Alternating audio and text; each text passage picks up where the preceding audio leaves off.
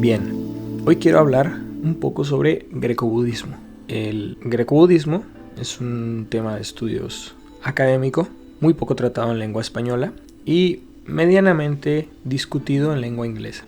No es uno de los temas que tenga mayor grupos de académicos investigándolo, pero bueno, tiene ahí más discusión en inglés. Ahora, ¿este tema de qué trata? ¿Qué es lo que explica la palabra grecobudismo? Bueno, el grecobudismo es un periodo primordialmente artístico que va más o menos del siglo I a.C.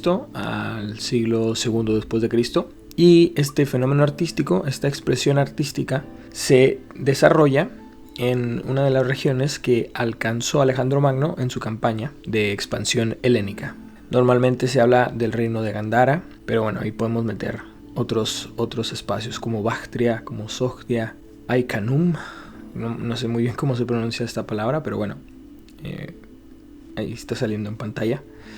Y en esta región donde alcanzaron a llegar los griegos antes de cancelar la campaña y regresar a Grecia, es ahí donde se desarrolla este fenómeno artístico conocido como grecobudismo. Ahora, ¿por qué es importante el grecobudismo más allá de la presencia griega, de esta curiosidad histórica? Es durante este periodo y es específicamente en esa región donde Alejandro Magno llegó, es ahí donde se produce la primera imagen de Buda, la primera de la cual se tiene registro. Porque, y abro un pequeño paréntesis, antes de este periodo no hay muchos registros arqueológicos o literarios o de cualquier tipo. No hay muchos registros. Por mil y un razones, ya sea porque no se han hecho campañas de arqueología para hacer búsquedas o demás, por destrucción gracias a grupos terroristas, o simplemente porque las condiciones climatológicas han destruido los registros que existían dentro de la zona. De cualquier manera, es problemático el estudio histórico de la India y de estas regiones de Medio Oriente, porque no hay registros. Entonces es muy difícil armar una historia consecutiva, lógica, como lo tenemos en Europa o en América. Es dificilísimo, es casi imposible. Pero este es un detalle muy importante. ¿Por qué? Porque deja de manifiesto, para empezar, el desconocimiento de los académicos del arte anterior al grecobudismo, y nos deja a nosotros como primer representación antropomórfica de Buda a las esculturas del grecobudismo. Ahora, ¿qué problema tiene esta etiqueta grecobudismo? El problema que tiene es que, según algunos académicos, destaca la idea de los griegos y la idea del budismo, cuando en esta región había muchas más influencias. Por ejemplo, la persa. Había otras religiones que estaban en contacto dentro de la zona. Por lo tanto, hablar de greco-budismo invisibiliza estas otras influencias.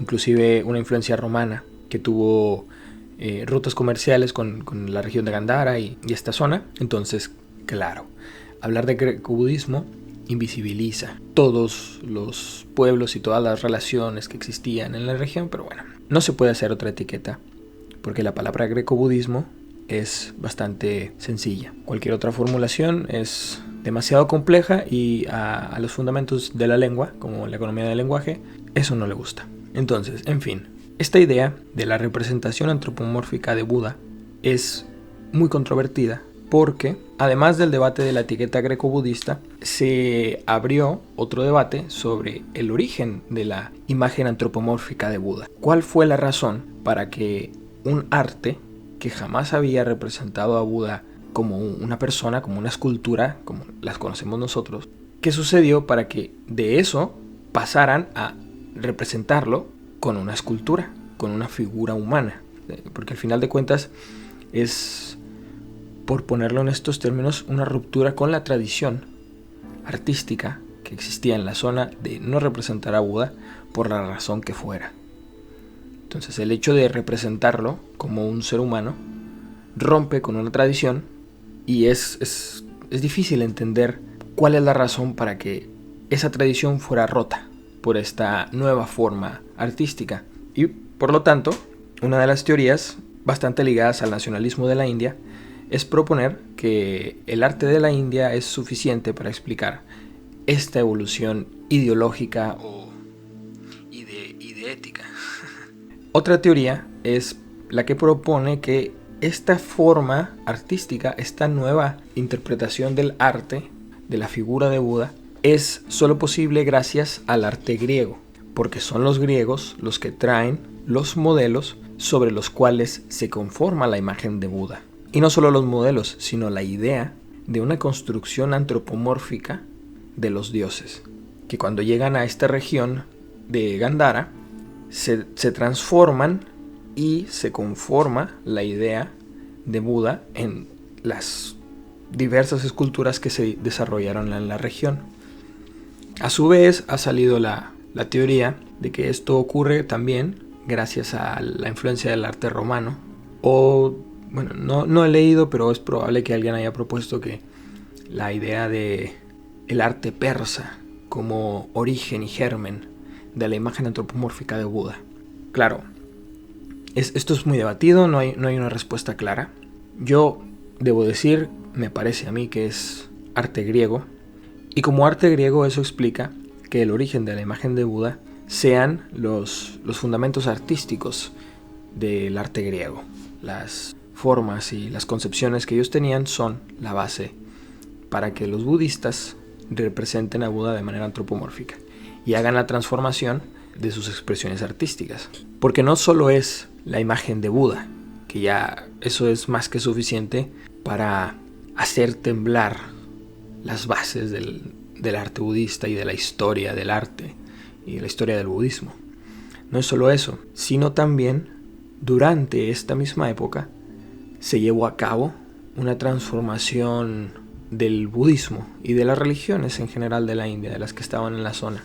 ¿A qué me refiero con esto? Bueno, es en estos siglos cuando empieza a gestarse y empieza a conformarse la rama, o escuela, o cualquier palabra, pero yo voy a decir rama, la rama del budismo que se conoce como Mahayana.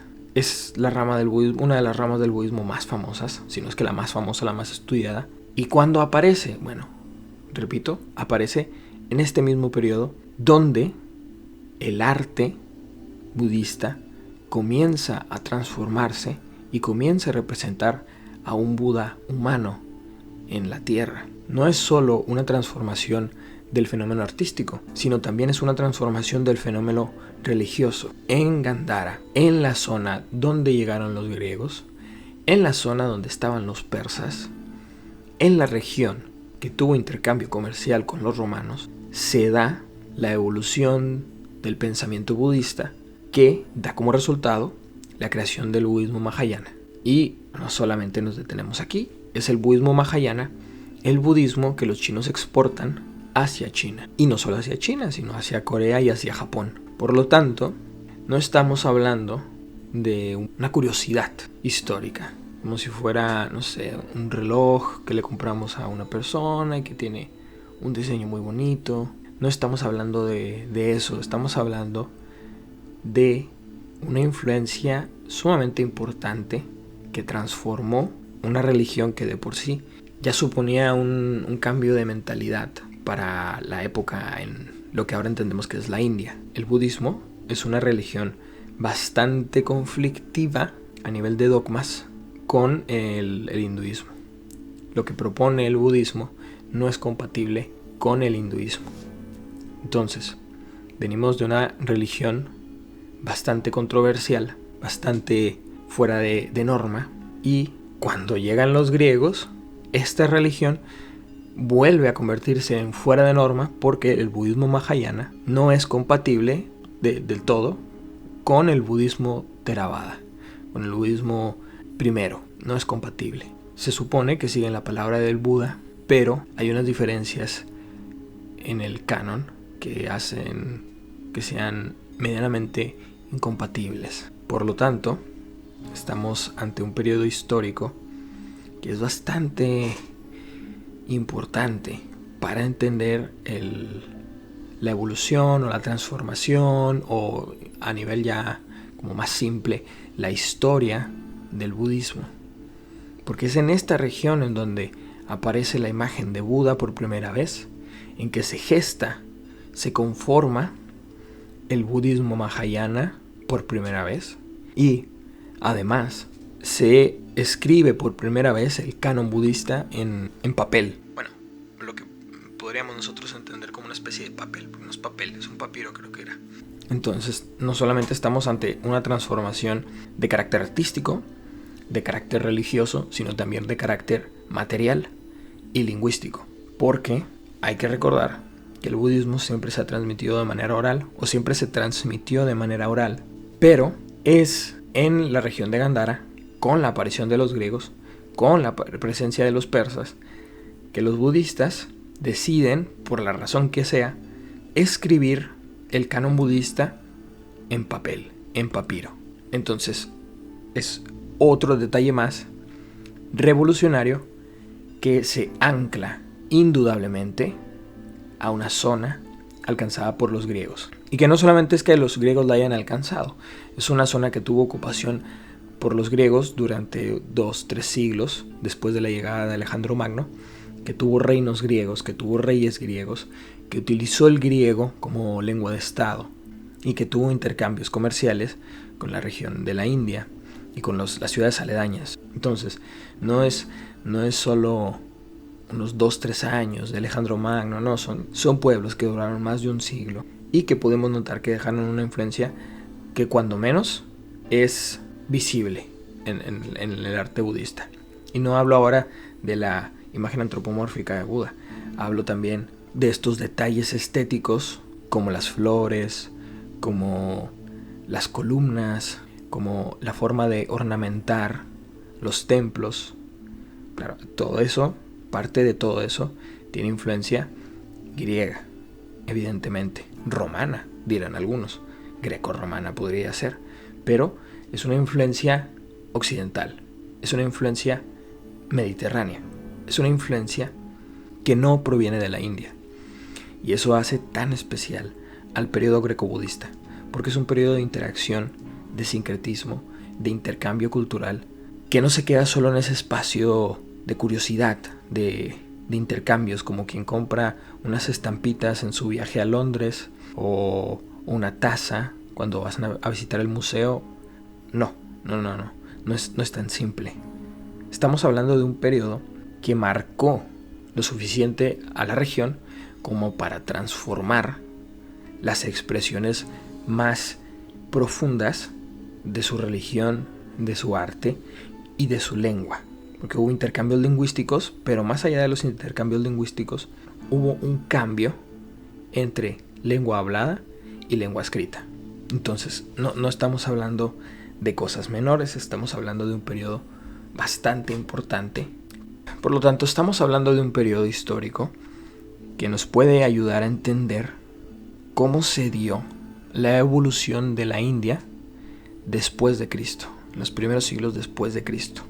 Y no solo se trata de entender este cambio en los primeros siglos después de Cristo, sino también se trata de encontrar o de discernir los ecos que ese periodo ha dejado a lo largo de la historia de la India hasta el día de hoy.